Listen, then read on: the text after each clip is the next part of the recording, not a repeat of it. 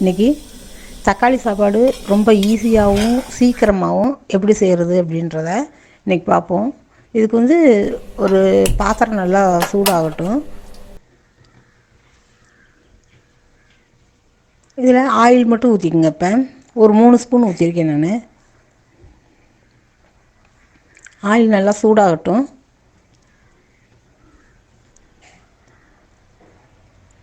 இதுக்கு பார்த்திங்கன்னா பட்டை, ஒரே ஒரு கிராம்பு, 2 ஏலக்காய், பூ, இந்த ஸ்டார் பூவு, இது எடுத்து வச்சுருக்கேன். இது மட்டும்தான். இதை லைட்டாக வறுத்துட்டு சும்மா 1-2 மட்டும் தட்டி பவுட்ரு பண்ணி எடுத்து வச்சுக்கலாம். அதை இப்போ எண்ணெய் காஞ்சிருச்சு, காயவும் இப்போ இந்த பொடி பண்ணியிருக்கோம்ல அதை மட்டும் போட்டுருங்க. நல்லா பொரியட்டும். லேசாக வறுத்து போட்டோம்னா வாசனை கொஞ்சம் அதிகமாக இருக்குன்றதான் வறுத்து பவுட்ரு பண்ணி போட்டுறது. இதோட 2 பெரிய வெங்காயம் எடுத்து வச்சுருக்கேன், நீளமாக கட் பண்ணி அதையும் போட்டுருவோம். அந்த பெரிய வெங்காயம் இப்போ நல்லா வதக்கணும். நல்லா ப்ரௌன் கலரில் வர தனித்தனி லேயராக வர்ற வரைக்கும் நல்லா அப்படி வதக்கி விட்டுருவோம். இப்போ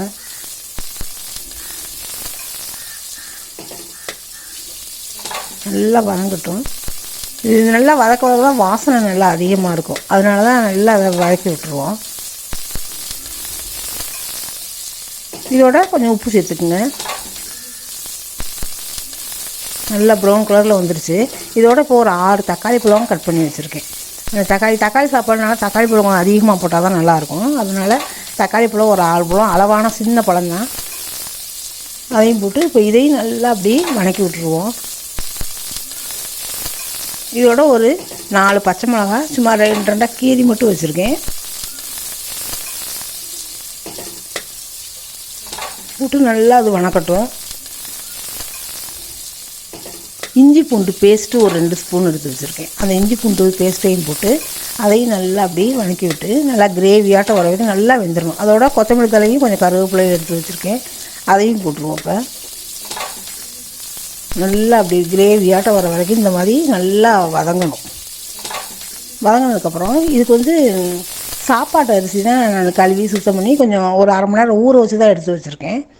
இப்போ இந்த அரிசியும் போட்டு நல்லா தண்ணியெல்லாம் இஞ்சினதுக்கப்புறம் இந்த அரிசியும் போட்டு அரிசியுமே நல்லா வதக்கி விட்டுறணும். இப்போ அதில் தண்ணியே இல்லாத அளவுக்கு வடித்து எடுத்ததுக்கப்புறம் இந்த அரிசியை போட்டு அரிசியுமே நல்லா அப்படியே சுருள நல்லா வதக்கி விடுங்க. அப்போ தான் உடையாது, நல்லா சாப்பாடும் பொழுன்னு இருக்கும். நல்லா அந்த அரிசியோடு அந்த வெங்காயம், தக்காளி பழம் இதுகளை சேர்த்து நல்லா அப்படி வதக்கி விட்டுருவோம். நல்லா வதங்கிடுச்சு. இப்போ எண்ணெய் இது தண்ணி இது நான் சாப்பாட்டு அரிசின்றதுனால 1க்கு 3ன்ற அளவில் தண்ணி, 1 டம்ளருக்கு 3 டம்ளர் தண்ணி அந்த அளவு வச்சா தான் கொஞ்சம் நின்று வேகும். அதனால் 1 டம்ளர் அரிசிக்கு 3 டம்ளர் தண்ணி வச்சுருக்கேன். இதோட கொஞ்சம் மஞ்சத்தூள் கொஞ்சம் சேர்த்துக்குவோம். சேர்த்துட்டு ஒரு 1/2 ஸ்பூன் மிளகாத்தூள்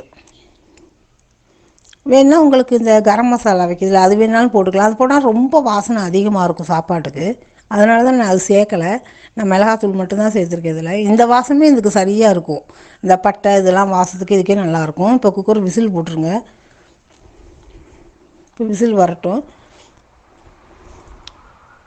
இப்போ சாப்பாடு பாருங்கள், விசில் வந்துடுச்சு. சாப்பாடு பாருங்கள் எப்படி இருக்குன்னு. அது ஒன்றோட ஒன்று ஒட்டாமல் நல்லா பொழுன்னு இருக்கும் சாப்பாடை பார்த்தாலே. ரொம்ப ஈஸியாக செஞ்சிடலாம். இந்த ஹாஸ்டலில் இருக்க பசங்கள்லாம் இருக்காங்கல்ல, பிள்ளைங்க பசங்கள்லாம், அவங்களுக்குலாம் போயிட்டு ஆஃபீஸ் போயிட்டு வந்தாங்கன்னா வேலை முடியுமே 2 டம்ளர் வச்சாங்கன்னா போதும். இதோட கொத்தமல்லி தலையும் கொஞ்சம் புதினா தலையும் சேர்த்துக்குங்க. சேர்த்துட்டு ஒரு 2 ஸ்பூன் நெய் விட்டுக்கலாம். இப்போ நெய்ன்னா உங்களுக்கு டேஸ்ட்டு ரொம்ப பிடிக்கும் அப்படின்னா இன்னும் கொஞ்சம் கூட விட்டுக்குங்க. நான் 2 ஸ்பூனு தான் விட்டுருக்கேன். அதை மட்டும் போட்டு அப்படியே நல்லா கிளறி விட்டுருவோம். ஹாஸ்டல் பசங்களுக்கு அவசரத்தில் வரவுமே சீக்கிரம் ஒரு 5 நிமிஷம் வேலை முடிஞ்சிடும். அவங்களுக்கு காலைல சாப்பாடோ இல்லை மதிய சாப்பாடோ செய்கிறதுக்கு ரொம்ப ஈஸியான வேலை தான் அவங்களுக்கு. இது தொட்டுக்கிறதுக்கு பார்த்திங்கன்னா ஒரு பாக்கெட் தயிர் வாங்கினீங்கன்னா போதும்.